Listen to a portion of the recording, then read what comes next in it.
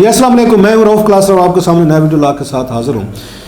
एक दफ़ा फिर दोबारा से आपको, जैसे मैंने इस हफ्ते के शुरू में भी कहा था कि एक्टिविटीज़ जो है पिक करेंगे, और जब तक इस मुल्क में कोई नए इलेक्शन नहीं होंगे, वो कुछ आगे 3 महीने बाद हों, या कुछ लोग कह रहे हैं शायद इस साल अक्टूबर में हो जाए, बाज़ जो है अगले साल की बात कर रहे हैं जनाब कि अगले साल होंगे, तो स्टेबिलिटी का आना जो है ना मुश्किल लग रहा है। और हुकूमत खुद भी, मेरा ख्याल है, अभी तक पूरी सिचुएशन को कंट्रोल करने में कामयाब नहीं हो रही। अगर जो उनके हम भी कहते हैं कि अभी जनाब 2 महीने हुए, सारे टाइम दें और वो हुकूमत जो है एलाइज की वो अपने आप को ठीक कर लेगी, मैनेज कर लेगी, लेकिन जिस तरह पेट्रोल की कीमतें बढ़ी हैं और मज़ीद भी कहा जा रहा है कि शायद 5-10 रुपये मज़ीद भी बढ़ाई जाए, हुकूमत के पास इस वक्त कोई बड़ा प्लान नहीं है इस वक्त, मास सिवा इसके कि वो 3 चीज़ों पे वो डिपेंड कर रही है। अगर वो चीज़ें 3 हो गई तो फिर शहबाज शरीफ साहब और उनकी कंपनी जो है वो अपने पैरों पर शायद खड़ी हो जाए और लोगों को उस पर महसूस हो, जो इकोनॉमिक स्टेबिलिटी जिसकी बात हो रही है, कोलैप्स हो रहा है, वो ना हो।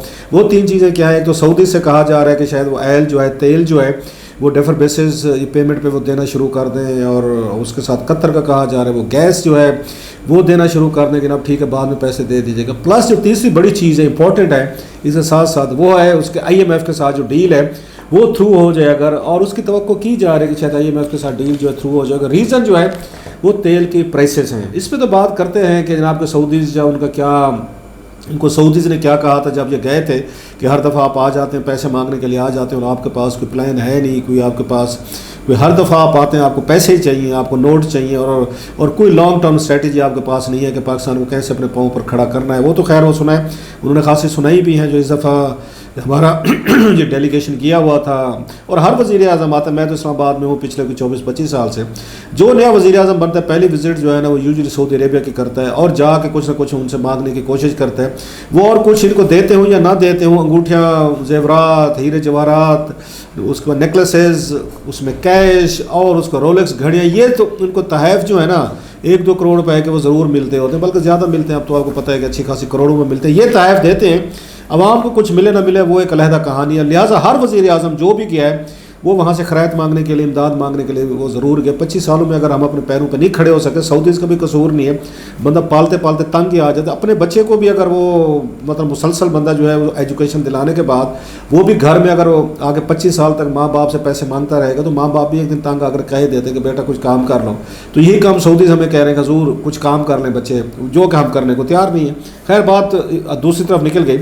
अब सवाल ये है, जो उससे बड़ी चीज़ है कि जो ख़बरें आ रही हैं कि इलेक्शन कब होंगे और कैसे होंगे, क्योंकि उनको शेख रशीद साहब को मैं सुन रहा था, वो ये फरमाते हैं कि जनाब के पास 2-4 मामलात पे बात अटकी हुई है। तो ये केयर टेकर के नाम भी गुफ्तगू हो रही है, इलेक्शन कमीशन का भी हो रहा है कि इलेक्शन कमिश्नर एक नया लगाया जाए, केयर टेकर कौन होगा। सो उन्होंने ये तस्वर दिया शेख साहब ने, एज यूजुअल अगरचे उनकी माजी की पेशीन को सारी गलत निकली हैं। वो कहते थे हफीज़ शेख साहब जो हैं वो सेनेटर बन जाएंगे, गिलानी साहब बन गए। वो कहते हैं इमरान खान के खिलाफ एक तरीके एतमाद नाकाम हो जाएगी, वो कामयाब हो गई। अब वो कह रहे हैं नहीं जनाब कि केयर टेकर के नाम पर थोड़ी सी कंट्रोवर्सी है और बाकी डेटें वगैरह सारी तय हो गई, बस हो जाएगा। तो आप उनका क्रेडिट या क्रेडिबिलिटी तो हम सारे जानते हैं। शेख साहब अपने को रेलिवेंट रखने का तरीका जानते हैं कि पीर पगाड़ा साहब की उनकी रहलत के बाद जो गैप था, कि जो पॉलिटिकल पेशीन गोयां करता था, वो जो है शेख साहब ने गद्दी संभाल लिया। वो आते जाते पेशीन गोयां करते हैं अपने बड़े मखसूस स्टाइल में, सुगार पीते हुए, थोड़ा संजीदगी जहर करके खला में घूरते हुए, तो वो अब करते हैं। और उनकी कोई पेशीन कोई अब तक पिछले मुझे तो कोई अरसे में कामयाब होती नज़र नहीं आ रही। सो वो ये तस्वीर दे रहे हैं कि हमारा फ़ौज के साथ रब्ते भी हैं, फ़ौज के साथ हमारी बातचीत भी हो रही है और शायद को इलेक्शन कराने में हम कामयाब भी हो जाएंगे। आज इमरान खान साहब ने भी बड़ी लंबी चौड़ी उन्होंने तकरीर की है और साथ में उन्होंने कहा जनाब कि डेट मैं अभी नहीं दे रहा, लेकिन मैं डेट दूंगा, आपको तैयार रहना। सो वो भी डेफिनेट जो कोई उसमें उनकी तैयारी भी नहीं लग रही, क्योंकि उनका जो पिछला लॉन्ग मार्च था वो जिस तरीके का उसका आगे अंजाम हुआ है, लोगों को मारा पीटा गया, ज़ख्मी हुए हैं। वो शाम कुरैशी साहब कह रहे तो 250 लोगों को तो वहाँ पे हीट स्ट्रोक हुआ है, बीमार हुए हैं लोग बड़े बुरे तरीके से, मार पीट इसके अलावा की गई, आंसू गैस हमने वो देखी, वो इसके वो सेपरेट। सो लोग जो है लगता है इमरान खान साहब को पता है इतनी गर्मी के महीने में वो बाहर आने को तैयार नहीं है। सो खान साहब अब टाइम बाइंग कर रहे हैं, वो सुप्रीम कोर्ट में भी चले गए। आज भी कह रहे थे कि मेरे वकील जो है हम कोशिश कर रहे हैं कि सुप्रीम कोर्ट से हम एश्योरेंस ले लें कि हमें नहीं रोका जाएगा और ना हम पर तशद्दुद गोली चलाई जाएगी, ना कोई हम पर कोई गैस होगी। सो पीसफुल किस्म का मार्च है, उसकी तैयारी करना चाहते ताकि खवातीन बच्चे जो उनको वर्कर है वो बाहर निकले। अभी उन्हें लग रहा है कि वो बाहर निकालने में कामयाब नहीं हो पाएंगे। साथ में एक और चीज़ हुई है, वो है कि वो शौकत तरीन साहब का इंटरव्यू आया है जिसमें उन्होंने इंकशाफ किया है कि मुझे बुलाया गया था मतलब GHQ में या वहाँ पे अपारा में ISI में, और उन्होंने कहा जनाब के उसमें मिफ्ता इस्माइल साहब थे, हफीज़ शेख साहब का बताया जा रहा है, प्लस उसमें एक रज़ा बाकर साहब थे कि आप ये बैठें आपस में और इनके साथ तामुन करें IMF की डील लेने के लिए। तो उन्होंने कहा जनाब कि मैंने इनकार कर दिया कि जी मैं तो तैयार नहीं हूँ, मैंने तो आपको आकर समझाया था वहाँ पे GHQ में इमरान खान साहब की हुकूमत को ना गिराएं, हम इकनॉमिक हम उसकी तरक्की की तरफ जा रहे हैं, आप इसको डिस्टेबलाइज ना करें, आपने किया आप भुगतें, why should I help you. अब इसमें 2-3 चीज़ें हैं और इमरान खान साहब ज़ाहिर है इस पर बात करने को तैयार नहीं है कि आपने मेरी हुकूमत गिरे, न्यूट्रल्स को उन्होंने उस पर कहा कि जनाब के आप न्यूट्रल हैं तो न्यूट्रल हैं। 2-4 चीज़ें इसमें बड़ी अहम है जो मेरा ख्याल है समझने की है। एक तो बात यह है कि खान साहब ये बात ठीक कह रहे हैं फिर कि अगर आप न्यूट्रल हैं, क्लेम करते हैं हम न्यूट्रल हैं, तो फिर न्यूट्रल रहें। इकनॉमिक मसला है, इशू है, IMF है, तो फिर ये मौजूदा हुकूमत जो है शहबाज शरीफ साहब हैं, मिफ्ता इस्माइल साहब हैं, इनको संभाल लें, जरदारी साहब संभालें, वो जाए निगोशिएट करें IMF के साथ करें, जो भी उनको अश्योरेंस दिलानी है वो करें। इमरान खान साहब और उनकी कंपनी क्यों आपको सपोर्ट करें। एक व्यू ये भी है, आपने तो कहा था कि इकनॉमिक आपका स्लो डाउन होने वाला है और आपका कोलैप्स हो जाएगा, तो इमरान खान साहब क्यों कंधों पे आके आपको सपोर्ट दें, हाँ जी ठीक है हम 5-6 दिन जो है ना हम कोई हंगामा नहीं करते, शोर शराबा नहीं करते, पॉलिटिकल स्टेबिलिटी आ जाएगी और शहबाज शरीफ साहब डील ले लें IMF से। डील ले लेने का मतलब क्या है कि इकनॉमिक स्टेबिलिटी होती है, तो खान साहब जो हैं वो फिर तो वो किस चीज़ को एजिटेट करेंगे, वो क्या जल्द से जुलूस निकालेंगे। तो ये बात भी उनकी समझ में आती है कि जनाब कि अगर मैं चुप करके बैठ गया तो ये तो 1.5 साल पूरा करेंगे, और 1.5 साल पूरा करते हैं तो कौन गारंटी देगा कि अगला इलेक्शन जो है वो खान साहब जीत सकते हैं, ये हो सकते हैं। अपनी इकानमी को ठीक कर दें, अभी तो ठीक नहीं है, 60 रुपये रेट बढ़ गया, पेट्रोल का मजीद बढ़ने के चांसेस हैं, लोग तंग हैं, नारे मारे, सो उन्होंने इनकार कर दिया। एक व्यू तो ये है। दूसरा ये है जो उनसे मतलब फौज से वो होने वाला है कि आप लोग तो खान साहब को डिस्काउंट कर चुके थे, आपका ख्याल है वो नलायक हैं, निकम्मे हैं, उनसे नहीं मुल्क चल रहा, अपनी एरोगेंस बड़ी है, अपनी ये फुल ऑफ हिमसेल्फ, नर्सिज्म बड़ा है, नरकसियत पसंदी, अपनी ज़ात से मोहब्बत, मैं से बाहर नहीं निकलते, और ये मुल्क के लिए ये प्रॉब्लम पैदा कर रहे हैं। अमेरिका के साथ रिलेशनशिप ख़राब है, उसके सारे आपके उनके साथ EU के साथ ख़राब हैं। अब उन्हीं के मेन बंदा जो है शौकत तरीन साहब, उनको बुला के क्यों मदद लेना चाहते हैं, और जिसको उन्होंने पॉलिटिकली तौर पर यूज़ भी किया TV पर बैठ के, तो ये तस्वीर दिया है कि शहबाज शरीफ साहब से भी इकॉनमी नहीं चल रही, मिफ्ता इस्माइल से भी नहीं चल रही, पाकिस्तान आर्मी जो उनको सपोर्ट कर रही है वो भी नहीं चला पा रहे, तो ये चला सकते थे। ये मैसेज ये किया है ना, तो उससे तो उनकी पोजीशन स्ट्रांग हुई है और हमारी इस्टेब्लिशमेंट जो है वो वीक नज़र आई है कि वो उन्हीं से सपोर्ट लेना चाहती है जिनको उन्होंने बाहर भेजा है, ये कह के जनाब कि आप तो इस काबिल नहीं है। सो ये तीसरी चीज़ है उसमें आती है। चौथी जो एक और इसका रुख है, मान लिया न्यूट्रल नहीं रहे, शहबाज शरीफ साहब से इकॉनमी नहीं चल रही, मिफ्ता इस्माइल साहब को समझ नहीं आ रही मैं क्या करूं। आप इस मुल्क के वो हैं शहरी हैं, 22 करोड़ आवाम का मसला है। मसला सिर्फ इमरान खान साहब शौकत तरीन का नहीं, कुछ नहीं होगा। शौकत तरीन साहब को क्या होगा, 2 बैंक डबो चुके हैं पहले, आपको पता है माशाल्लाह। उसके बाद उन्हें तो कभी कोई मसला नहीं हुआ, वो तो उस यूसुफ गिलानी साहब के साथ ही वो वज़ीर ख़जाना लग गए थे, कोई प्रॉब्लम नहीं हुआ था उन्हें। वो नवाज शरीफ साहब के बड़े करीब थे, मैं आपको बता रहा हूँ, इनके साथ एडवाइजरी काउंसिल वगैरह मशवरे वगैरह वो सारे करते रहे। 2013-18 वाली हुकूमत साथ थे, वो इमरान खान साहब के साथ भी मिल गए, आगे सेनेटर बन के वज़ीर ख़जाना बन गए।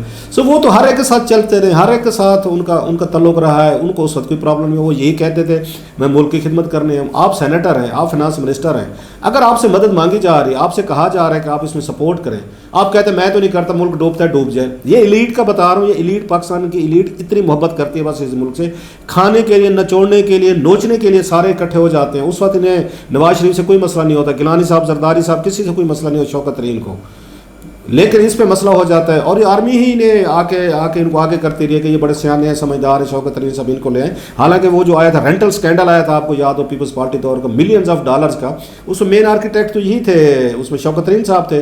इन्होंने एडवांसेस दिए थे, बेड़ा गर्क किया था, जो हमारे यहाँ पे करोड़ों डॉलर जो है ज़ाय हुए थे और बिजली भी नहीं आई थी। ये फाइनेंस मिनिस्टर थे, इन पर केस सब क्या था नैब का, और बाद में तमाम बिजनेस मैनों को मिला लोगों के उधर वहाँ GHQ में जाकर सारा मैनेज किया था बाद में कि नैब के जरिए कि आपके मेरी तो कोई कसूर नहीं था। सो वो उस वक्त आप ये सारी चीज़ें कर रहे होते हैं, आप चलें, आप उसमें कह देते होते हैं।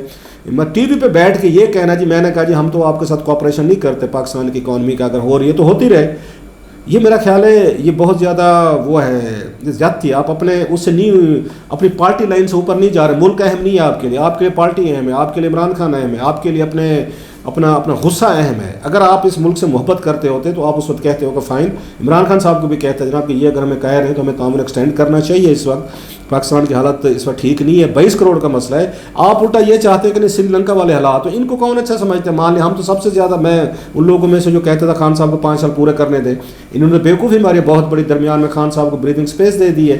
खान साहब, मैं फिर कह रहा हूँ, आप लोग नाराज़ हो खुश हो जो उनके हामी हैं, अगर ये 5 साल पूरे करते खान साहब को 10 सीटें भी नहीं मिलने थे जिस तरह की गवर्नेंस। ज़रा जाए आप फरवरी के महीने में क्या हालात थे, लोग उस वक्त क्या कॉमेंट कर रहे थे सारी चीज़ों के। सो इनको तो बड़ा एक फेवर मिल गया। मुझे सिर्फ एक चीज़ पे करना था, 2 चीज़ों पे। एक तो उस हमारी इस्टेब्लिशमेंट से पूछना था, ओ भाई आपने इनको 2 महीने 1.5 महीने पहले घर भेजा, ये कहे कि ये पाकिस्तान को रन नहीं कर सकते, उन्हीं से आप तामन मांग रहे हैं कि आए नहीं, ये खान साहब आए हमारे साथ तामन करें इकॉनमी ठीक करने में, नंबर 1। दूसरा, आप कहते हैं हम न्यूट्रल हैं, न्यूट्रल होते तो फिर 3-4 को ना बिठाएं, आप उनको आपस में करने दें। ये तो इसमें 2 चीज़ें होंगी। तीसरा, शेख साहब कह रहे हैं कि राब्ते हो रहे, बातचीत हो रही है, उसका नुकसान क्या होगा? मौजूदा हुकूमत स्टेबलाइज नहीं होगी, जो उनका मकसद है शायद कि ये भी कुछ नहीं कर सकेंगे, ये आपस में राब्ते हैं। इमरान खान साहब पावर में थे तो उस वक्त ये जरदारी साहब और ये शहबाज शरीफ साहब से राब्ते में थे, हमारे न्यूट्रल जो हैं। अब वो पावर में आ गए हैं शहबाज शरीफ एंड कंपनी, तो इमरान खान के साथ राब्ते में हैं वो, और उनके साथ वो राब्ते हो रहे हैं, तो कैसे मुल्क स्टेबलाइज हो सकता? कोई हुकूमत इमरान खान साहब की हो जाए इनकी हो। सो हमारे न्यूट्रल भाई जो हैं ज़रा थोड़ी सी वो भी ज़रा देख लें कि उनके इस तरह के इंटरवेंशन से मुल्क जो है स्टेबलाइज होगा, इकॉनमी स्टेबलाइज होगी या मजीद डिस्टेबलाइज होगी, जब रोज़ नई डेटें दी जा रही होंगी कि आज इलेक्शन हो रहे हैं, जैसा शेख रशीद दे रहा है, परसों हो रहे हैं, ये डेट तय हो रही है, इलेक्शन कमिश्नर का नाम आ गया, केयर टेकर का नाम आ गया है, फलान हो गया। बड़ा इंटरेस्टिंग चीज़ है। लास्ट वर्ड यही कहूँगा, इस मुल्क के साथ किसी को कोई मोहब्बत नहीं है।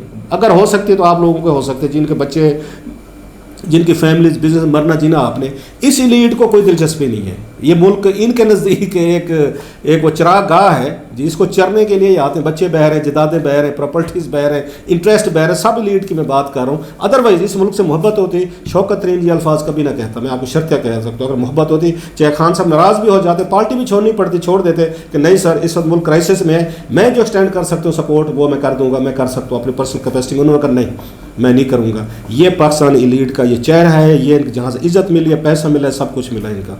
बट एनीवे लेट्स सी, आने वाले दिनों में मज़ीद क्या होता है आपके साथ शेयर करते रहेंगे।